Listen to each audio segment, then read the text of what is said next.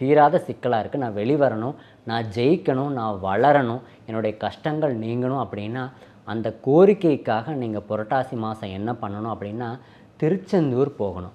அப்போ திருச்செந்தூர் போய் ஏதோ ஒரு நாள் போய்க்கோங்க, நாள் கணக்கு தேவையில்லை. அப்போ திருச்செந்தூர் எந்த நாள் வேண்டுமானாலும் போய் அன்னைக்கு வந்து அந்த திருச்செந்தூர் ஸ்தலத்தில் நீங்கள் பெருமாளுடைய நாமத்தை நெத்தியில் இட்டுட்டு ஒரு உண்டி ஏந்தி வீடு வீடாகவோ இல்லை பக்தர்களிடமோ நீங்கள் வந்து அரிசி மற்றும் பணத்தை தானமாக பெற வேண்டும்.